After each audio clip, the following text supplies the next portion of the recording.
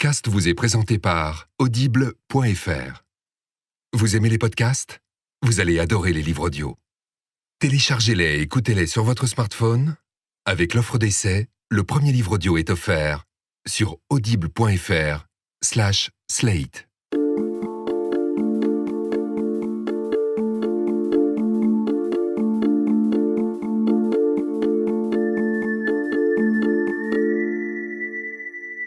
En février dernier, au César, la réalisatrice Céline Sciamma est montée sur scène pour recevoir le prix de la meilleure adaptation pour Ma vie de courgette. C'est un film d'animation de Claude Barras qu'elle a adapté d'un livre de Gilles Paris, et ça raconte l'histoire d'un petit garçon qui débarque dans un orphelinat et retrouve un foyer auprès des enfants malmenés et meurtris. Sur scène, Sciamma a dit « Je crois que les récits qui nous parlent et qui nous touchent individuellement, c'est aussi les récits qui nous manquent collectivement.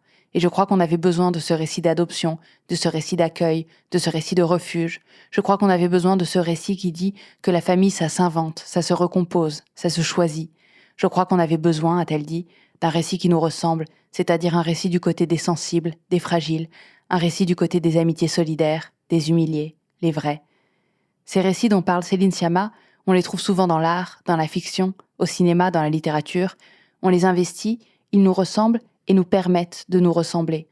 Mais les récits qui nous manquent sont aussi parfois les nôtres, un pan de vie qui a été tu, comme une béance, et dont le secret nous a entravés. Aujourd'hui, dans Transfert, quelqu'un à qui il a manqué, pendant la moitié de sa vie, un bout de son propre récit. C'est quelqu'un qui s'appelle Gwen, que j'aime infiniment, qui est ma cousine, et qui m'a raconté son histoire.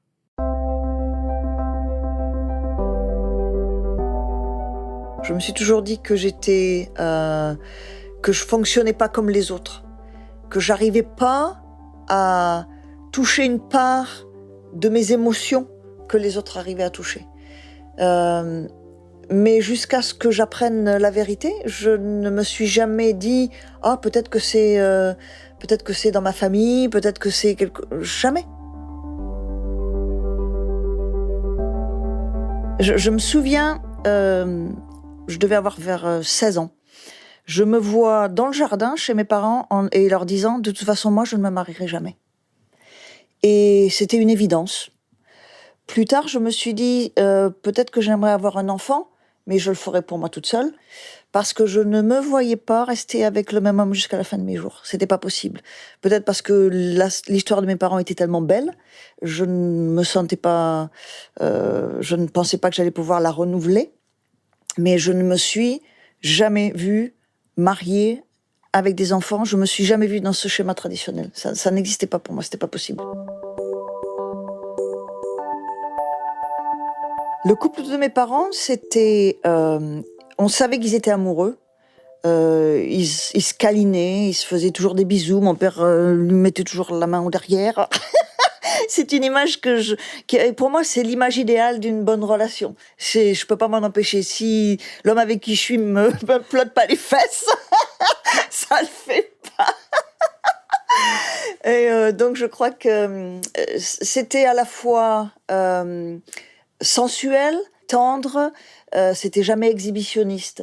Quand il y avait des repas de famille, on savait qu'ils allaient faire une sieste. Et on se doutait bien que c'était une sieste crapuleuse. Mais c'était pas... il n'y avait jamais de vulgarité. Il n'y a jamais de mots vulgaires dans notre famille. Ça n'existait pas. Mon papa n'était pas là souvent parce qu'il était sur la route. Donc maman gérait tout à la maison. C'était l'autorité. C'était ma meilleure amie. Elle était très avant-garde. Elle portait des pantalons quand les nanas n'en portaient pas à cette époque-là. Elle fumait, elle conduisait. Ses belles-sœurs, elle faisait pas ça. Mon père, c'était le gros nounours. Il était assez imposant. Mais j'ai une image de lui avec des petits chatons dans ses bras où on savait qu'il allait pas les toucher, qu'il allait pas leur faire du mal. Mon papa avait 9 ans de plus que ma mère. Un homme barbu.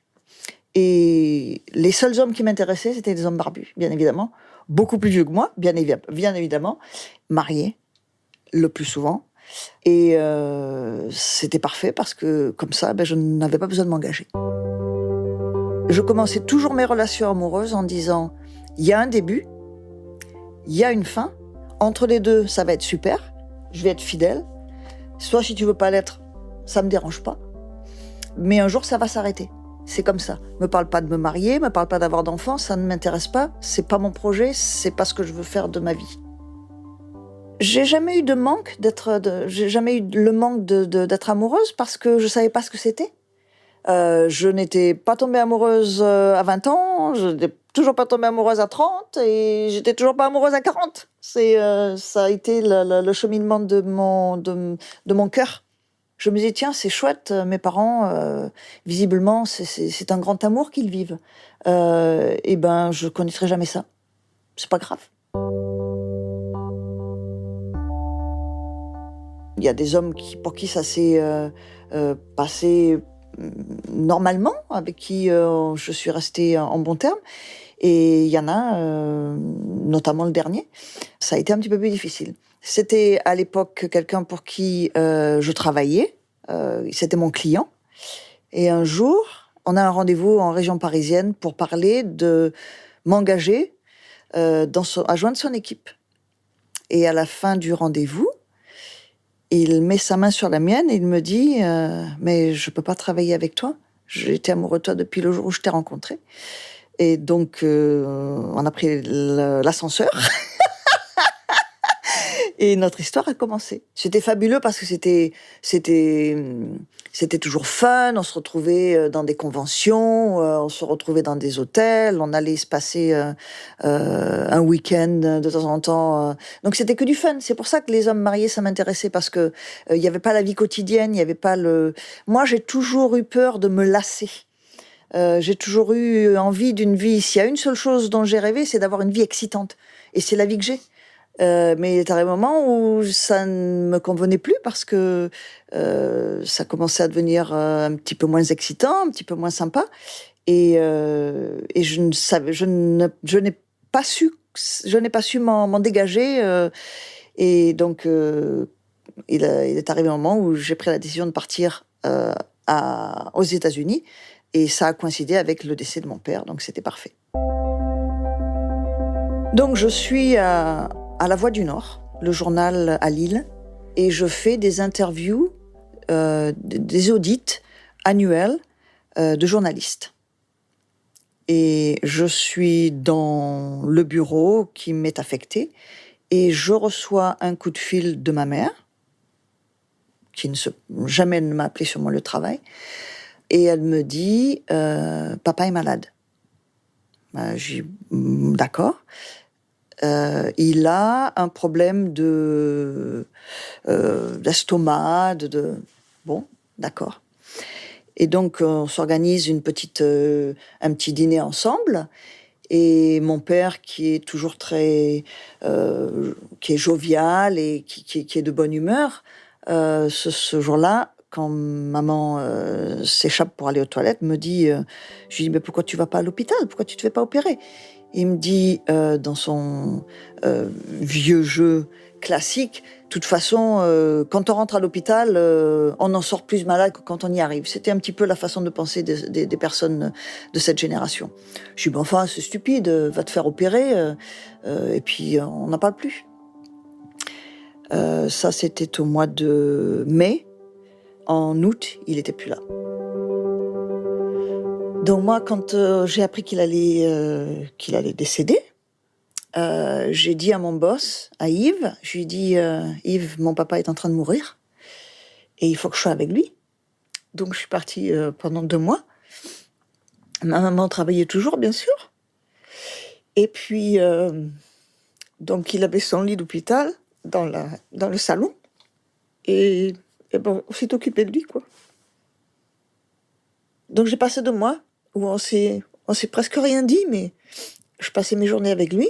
Yannick mon frère était aux États-Unis. Et donc je lui ai dit, Yannick, il va falloir que tu viennes, ça devient urgent. On passait nos journées à s'occuper de lui.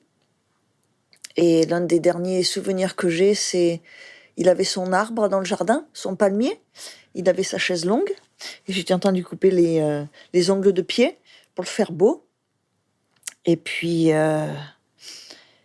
la copine de Yannick est arrivée, elle lui a fait un massage. Et puis, papa me dit, elle au moins, elle est douce. Parce que moi, il m'appelait Soupline, parce que j'étais pas de la plus grande souplesse, manifestement. Et puis il avait des piqûres de morphine tous les jours, plusieurs fois par jour. Et quand les infirmiers venaient, ils disaient « Ma fille, elle court tous les jours », comme si c'était un truc exceptionnel. Donc, on a eu un peu de temps ensemble, mais on s'est jamais dit qu'on s'aimait, parce que c'était évident. Mais avec du recul, ça aurait été bien que je lui dise que je l'aimais. Ça fait 20 ans cette année, le 25 août. Il avait 62 ans, j'en avais 35, et mon petit frère en avait 27. Je prends 4 mois, je prends mon sac à dos, et je me fais l'Everest Base Camp. Donc je fais 4 mois à marcher pendant 8-10 heures par jour, toute seule, sans guide, sans Sherpa, avec ma carte, mon sac à dos et mon cœur qui souffre. Et après Katmandou, après le Mont Everest, j'ai loué un vélo et je suis allée à Lhasa. Et ensuite, je suis rentrée.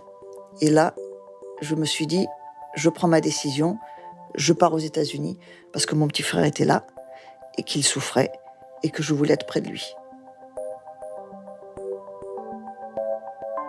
Donc, je rentre en France et donc je prends la décision de partir aux États-Unis.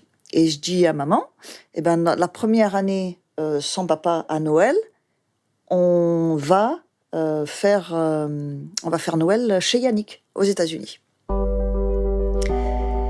Et je nous vois dans l'avion. Donc papa était décédé en août, donc c'est décembre, fin décembre. Et j'ai toujours parlé très ouvertement à maman. Et donc je lui dis, mais à part papa, il y a eu qui ? Et elle me dit, il n'y a jamais eu personne d'autre. Papa était le seul homme de ma vie. Et je souffre pour elle et je me dis, la pauvre, ça doit être horrible. Pendant mon séjour aux États-Unis, je revenais régulièrement en France et j'allais chez mes grands-parents. Je les adorais. Ils ont connu la guerre, ils ont bossé, ils gagnaient pas beaucoup d'argent, ils ont quitté la Bretagne pour venir bosser à Paris. Et pour eux, c'était leur vie. Travail, dépenser peu. Donc, ils étaient pas glamoureux. C'était pas excitant d'être avec eux. Mais quelque part, moi, je les adorais. Et je savais qu'ils m'adoraient. Donc, on avait une relation très, très, très proche. Et une fois, on est à table, déjeuner, juste tous les trois. Et on parle de maman, qui faisait quelques cachotteries. Elle nous avait pas dit qu'elle avait quelqu'un qui était un petit peu brutal. On s'en était aperçu parce qu'elle avait quelques bleus de ci de là et on est perturbé qu'elle nous en ait pas parlé. Et à un moment donné, mon grand-père me dit, de toute façon, ta mère, elle a toujours été cachotière. Elle a jamais été franche. Je trouve ça un peu bizarre, mais bon. Et il me dit, et je vais te dire quelque chose que personne ne t'a jamais dit, et que personne ne te dira jamais. Ton père, c'était pas ton père. Et là, tout s'écroule. Je me dis que, au fond de moi, j'avais toujours un doute. On a des photos à la maison où je suis au mariage de mes parents. Bon, maintenant, personne n'y porterait intérêt. Mais à cette époque-là, cette génération-là, c'était un petit peu bizarre. Et quand je disais pourquoi je suis sur les photos de mariage, la réponse c'était tu es une enfant de l'amour. On n'était pas mariés, on se mariait quand tu avais 3 ans. Ok, pas de blême. Et je me suis rendu compte qu'en fait, il y avait plein de petits détails qui ne s'expliquaient pas. Et en fait, la réponse est simple, c'est que mes grands-parents maternels m'ont élevée depuis ma naissance jusqu'à mes 3 ans.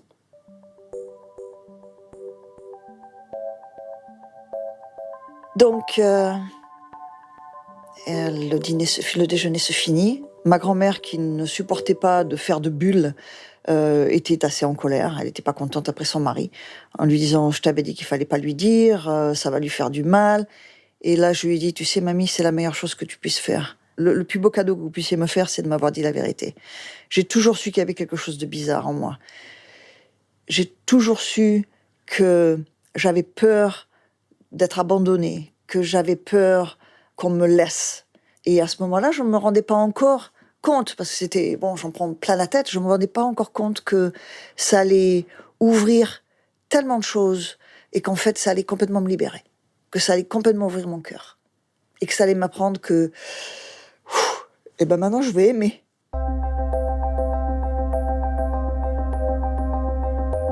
Je leur dis au revoir, je leur dis que je les aime et puis je pars. La première chose que je fais, c'est je prends le téléphone et j'appelle mon petit frère. Et je dis Yannick, t'as aucune idée de ce que je vais te dire. Je viens d'apprendre quelque chose qui nous touche tous les deux. Mais papa, c'était pas mon papa. C'est ton papa à toi, mais c'est pas mon papa à moi. Et Yannick, il s'effondre. Parce qu'en fait, ce qui est terrible, c'est que tout le monde, sans exception, le savait autour de nous. Ça veut dire que tout le monde nous a menti depuis le début.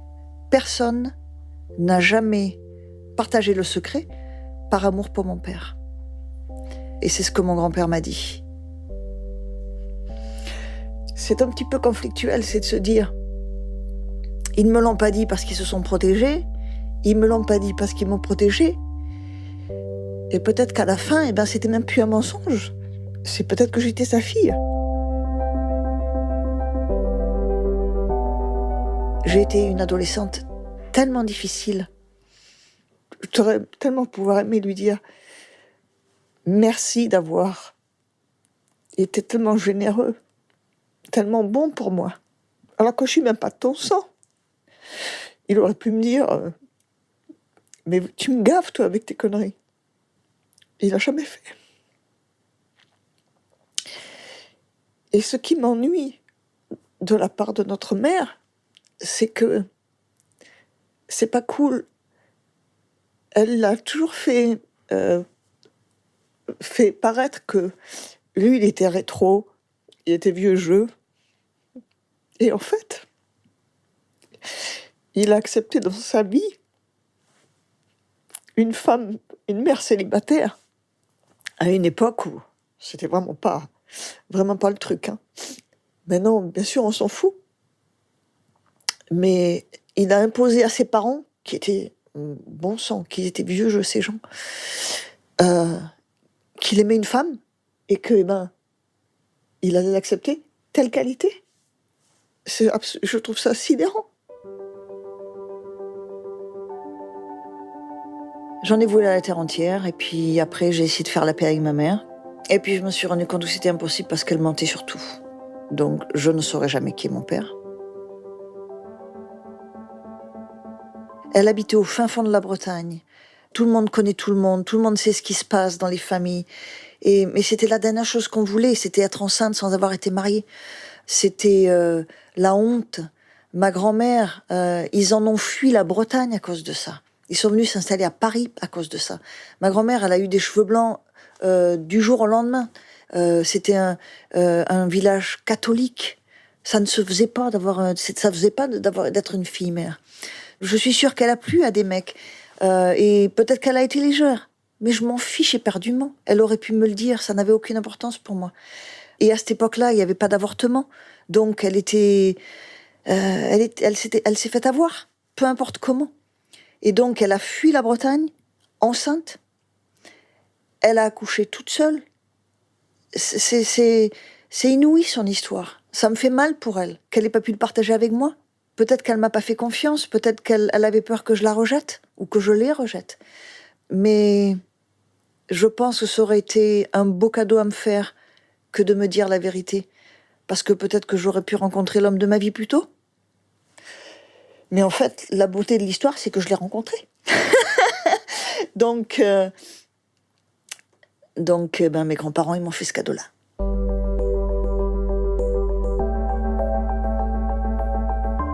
Au fil des années qui ont passé après avoir eu cette révélation, je me suis rendu compte que je restais longtemps sans homme dans ma vie. Et un jour, je me suis dit, je suis prête à avoir une histoire amoureuse. Et j'espère que je vais tomber amoureuse. Et c'est la première fois que j'ai eu envie d'être amoureuse. Comme je travaille de chez moi, je ne peux pas rencontrer des gens dans ce contexte-là. Je mets mon profil sur un site internet. Je fais beaucoup de rencontres qui n'aboutissent à rien. Et je ne retombe pas dans le vieux schéma de je commence et puis on verra bien.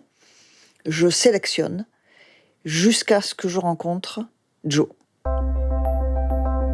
1m95, 94-95, cheveux blancs, superbes yeux bleus, mince, avocat, intelligent, sur papier, 2 grands enfants, et on décide de se rencontrer. Il arrive, notre première rencontre, c'est près de chez moi, dans un bar classique. Et je le trouve un petit peu timide, c'est charmant, c'est séduisant. Et on passe une bonne heure ensemble, c'est sympa. Et on décide de se revoir. La deuxième fois, je prétends que je vais à un club de jazz qui, comme par hasard, est à 10 minutes de chez lui. Et donc, je lui dis, tiens, je vais aller à ce club de jazz demain soir. Je sais pas, si t'es dispo, tu m'avais dit que t'aimais bien le jazz. Et comme je savais que j'allais partir en Europe le week-end qui allait arriver, je voulais pas prendre le risque qu'il m'échappe.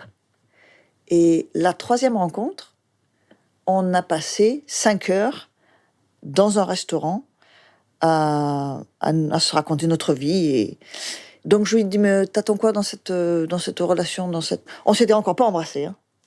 Pas eu de bisous, hein. Quelque part, dans le plus profond de moi, je savais qu'il allait être important et je voulais pas que ce soit facile. Donc je lui demande, qu'est-ce que tu attends d'une relation à cette époque de ta vie, tu en es où, c'est quoi pour toi?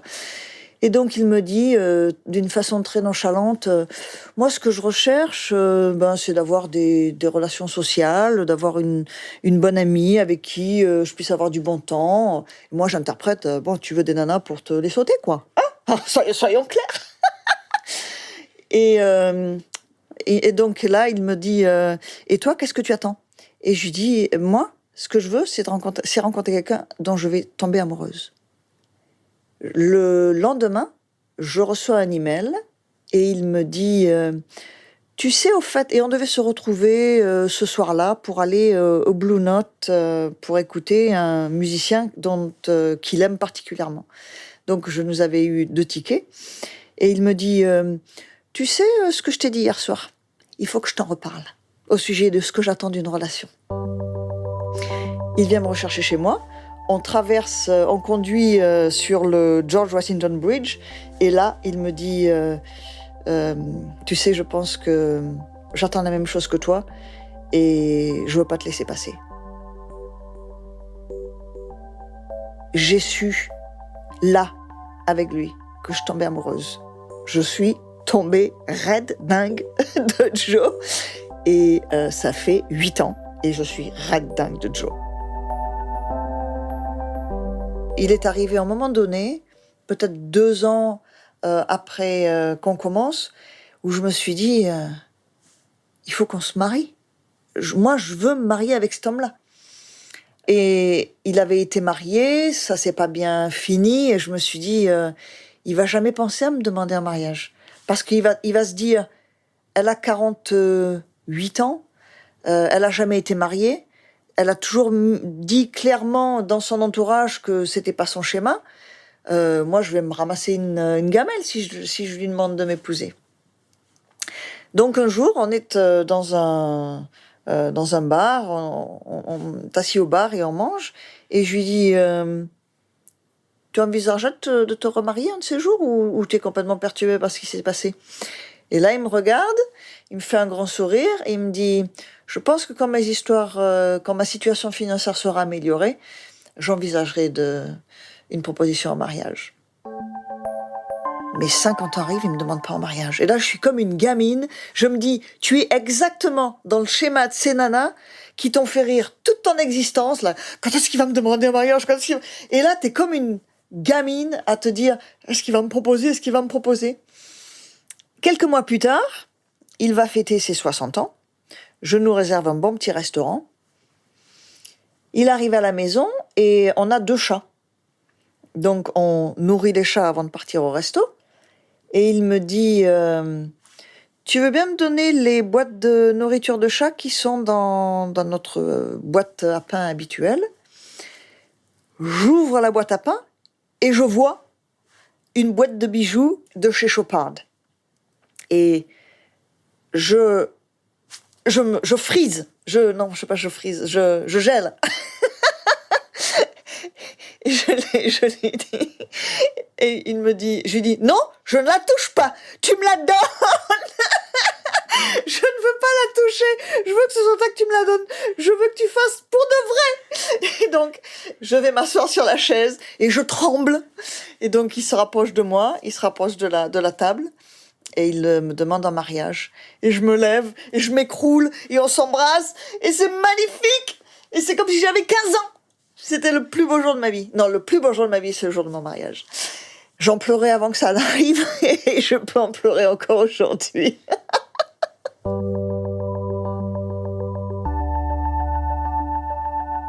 Je me dis que j'ai perdu 48 ans d'amour, 48 ans de vie amoureuse. Alors, de temps en temps, on se dit avec Joe, si on s'était rencontrés avant, ça l'aurait pas fait. Mais de m'avoir privé d'un tel bonheur d'être amoureux, c'est tellement fort. Joe, il va avoir 65 ans. J'ai quoi? Je vais avoir 20 années avec lui peut-être de bonheur. Peut-être pas. Alors de notre côté, c'est aussi ce qui nous rend terriblement conscients que ce qu'on a trouvé dans l'un et l'autre est précieux. Et c'est ce qui nous fait apprécier tant que ça le bonheur que l'on a trouvé. Et que l'on travaille tous les deux à le protéger, ce bonheur-là. Mais j'aurais pu avoir une vie totalement différente s'ils n'avaient pas menti.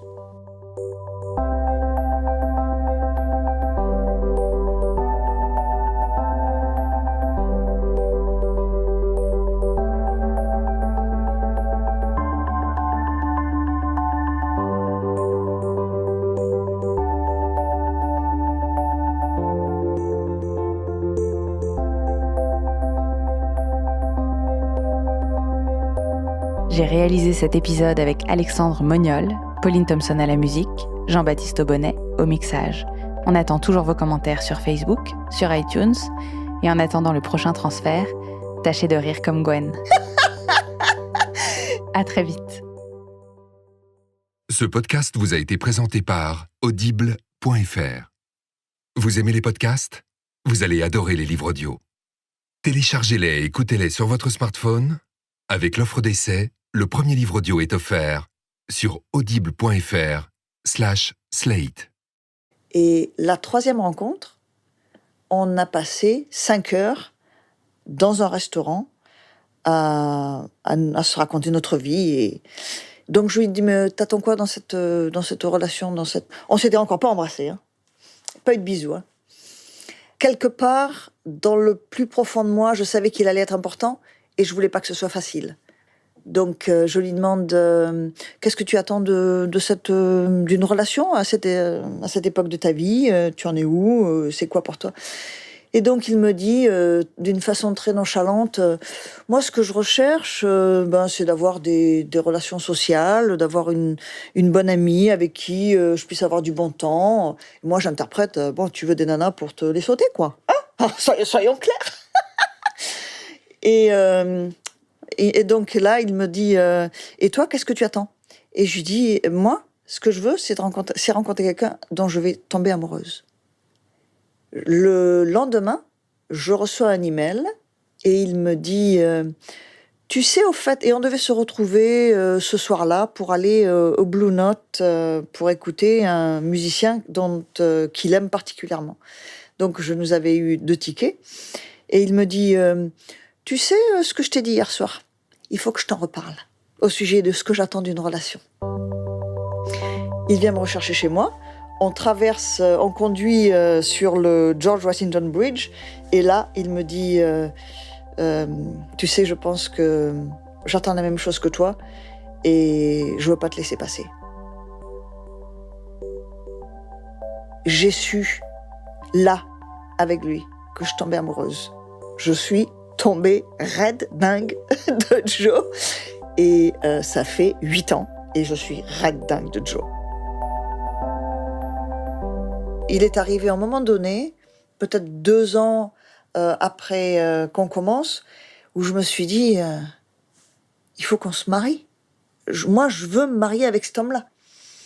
Et il avait été marié, ça s'est pas bien fini, et je me suis dit, il va jamais penser à me demander un mariage. Parce qu'il va se dire, elle a 48 ans, elle a jamais été mariée, elle a toujours dit clairement dans son entourage que c'était pas son schéma. Moi, je vais me ramasser une gamelle si je lui demande de m'épouser. Donc un jour, on est dans un bar, on est assis au bar et on mange, et je lui dis tu envisagerais de te remarier un de ces jours, ou tu es complètement perturbé par ce qui s'est passé? Et là, il me regarde, il me fait un grand sourire, et il me dit, je pense que quand ma situation financière sera améliorée, j'envisagerai de... Aujourd'hui, dans Transfert, quelqu'un à qui il a manqué, pendant la moitié de sa vie, un bout de son propre récit. C'est quelqu'un qui s'appelle Gwen, que j'aime infiniment, qui est ma cousine, et qui m'a raconté son histoire.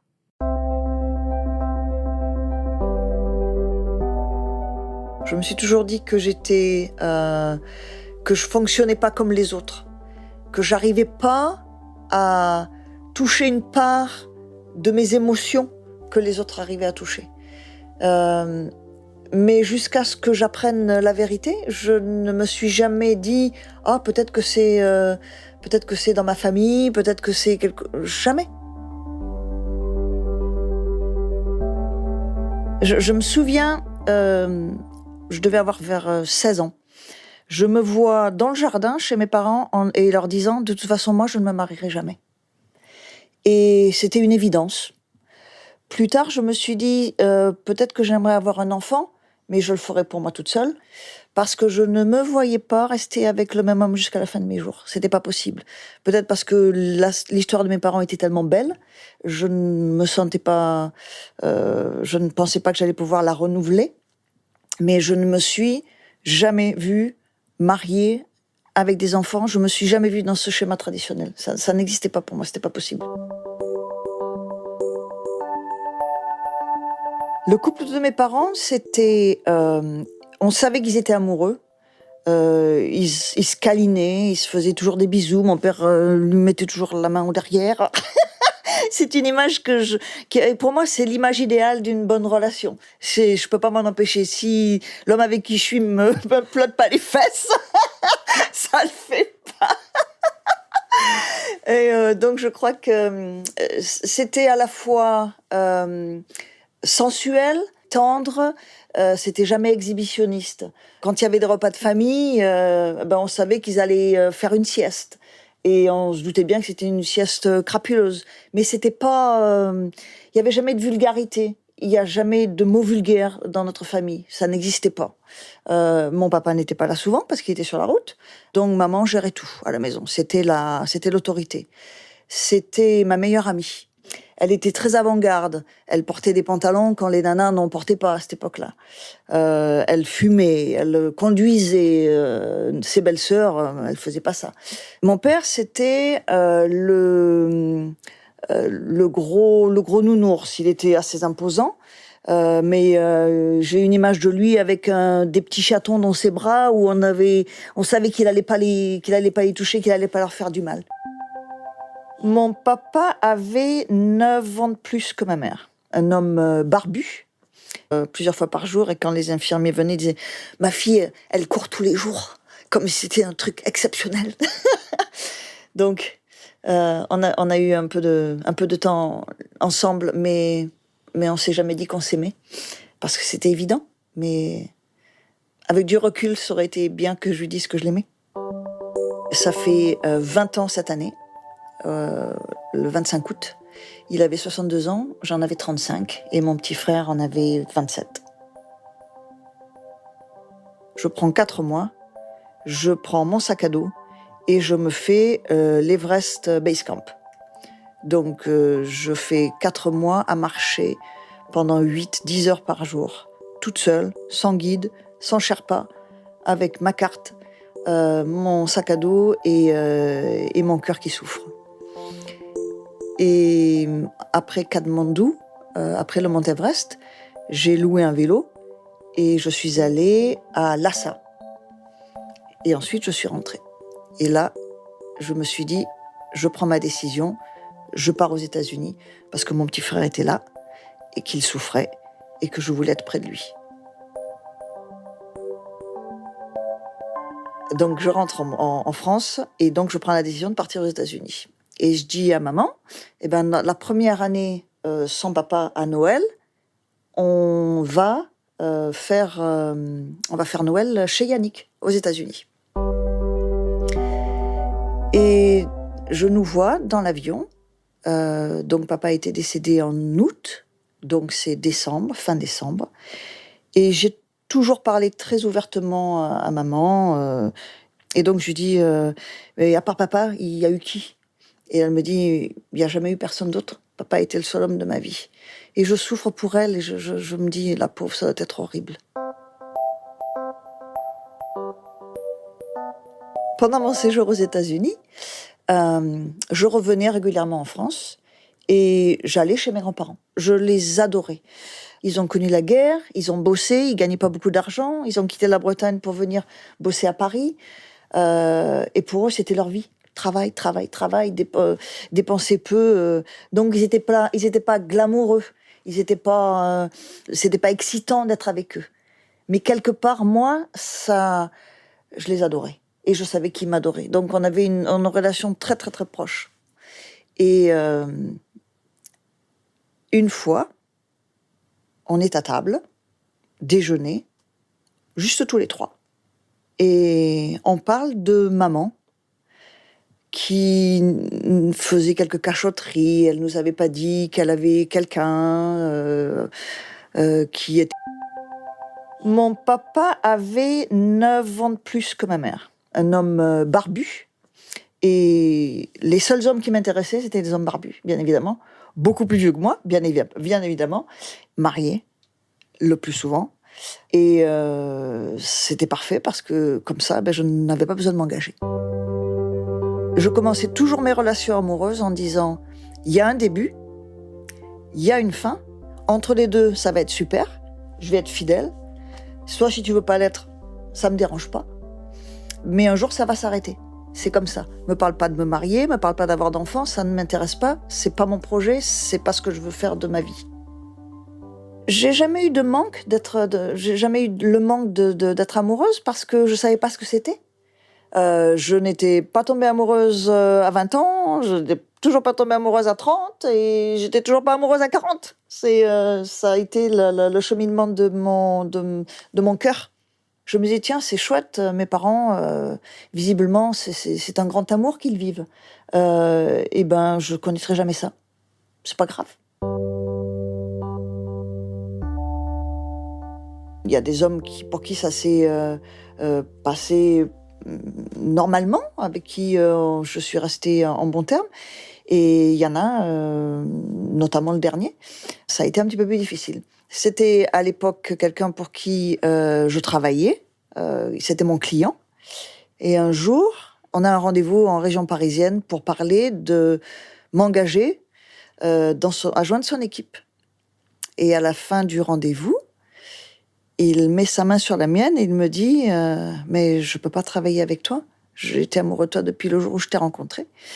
Et donc on a pris l'ascenseur et notre histoire a commencé. C'était fabuleux parce que c'était toujours fun. On se retrouvait dans des conventions, on se retrouvait dans des hôtels, on allait se passer un week-end de temps en temps. Donc c'était que du fun. C'est pour ça que les hommes mariés, ça m'intéressait parce que il y avait pas la vie quotidienne, il y avait pas le. Moi, j'ai toujours eu peur de me lasser. J'ai toujours eu envie d'une vie. S'il y a une seule chose dont j'ai rêvé, c'est d'avoir une vie excitante. Et c'est la vie que j'ai. Mais il est arrivé un moment où ça ne me convenait plus parce que ça commençait à devenir un petit peu moins excitant, un petit peu moins sympa. Et je n'ai pas su m'en dégager. Et donc, il est arrivé un moment où j'ai pris la décision de partir aux États-Unis. Et ça a coïncidé avec le décès de mon père, donc c'était parfait.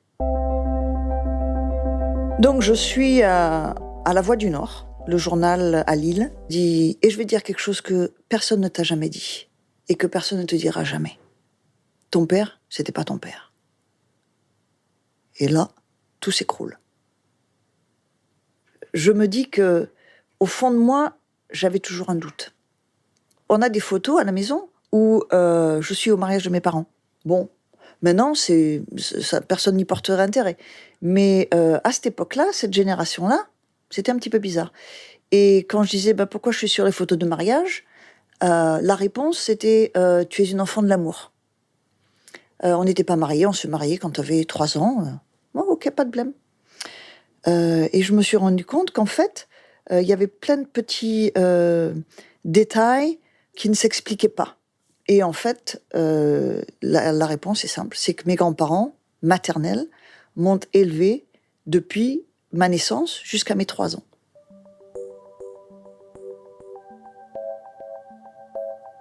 Donc,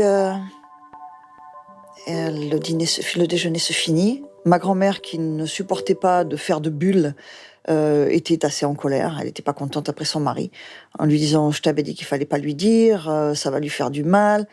Et là, je lui ai dit « Tu sais, mamie, c'est la meilleure chose que tu puisses faire. Le plus beau cadeau que vous puissiez me faire, c'est de m'avoir dit la vérité. J'ai toujours su qu'il y avait quelque chose de bizarre en moi. J'ai toujours su que j'avais peur d'être abandonnée, que j'avais peur qu'on me laisse.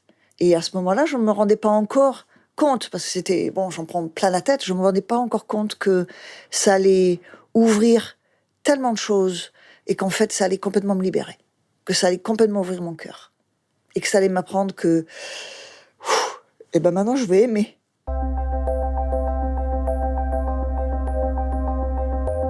Je leur dis au revoir, je leur dis que je les aime et puis je pars. La première chose que je fais, c'est je prends le téléphone et j'appelle mon petit frère. Et je dis Yannick, t'as aucune idée de ce que je vais te dire. Je viens d'apprendre quelque chose qui nous touche tous les deux. Mais papa, c'était pas mon papa. C'est ton papa à toi, mais c'est pas mon papa à moi. Et Yannick, il s'effondre. Parce qu'en fait, ce qui est terrible, c'est que tout le monde, sans exception, le savait autour de nous. Ça veut dire que tout le monde nous a menti depuis le début. Personne n'a jamais partagé le secret par amour pour mon père. Et c'est ce que mon grand-père m'a dit. C'est un petit peu conflictuel, c'est de se dire, ils ne me l'ont pas dit parce qu'ils se sont protégés, ils me l'ont pas dit parce qu'ils m'ont protégé. Les récits qui nous parlent et qui nous touchent individuellement, c'est aussi les récits qui nous manquent collectivement. Et je crois qu'on avait besoin de ce récit d'adoption, de ce récit d'accueil, de ce récit de refuge. Je crois qu'on avait besoin de ce récit qui dit que la famille, ça s'invente, ça se recompose, ça se choisit. Je crois qu'on avait besoin, a-t-elle dit, d'un récit qui nous ressemble, c'est-à-dire un récit du côté des sensibles, des fragiles, un récit du côté des amitiés solidaires, des humiliés, les vrais. Ces récits dont parle Céline Sciamma, on les trouve souvent dans l'art, dans la fiction, au cinéma, dans la littérature. On les investit, ils nous ressemblent et nous permettent de nous ressembler. Mais les récits qui nous manquent sont aussi parfois les nôtres, un pan de vie qui a été tu, comme une béance, et dont le secret nous a entravés. Aujourd'hui, dans Transfert, quelqu'un à qui il a manqué, pendant la moitié de sa vie, un bout de son propre récit. C'est quelqu'un qui s'appelle Gwen, que j'aime infiniment, qui est ma cousine, et qui m'a raconté son histoire.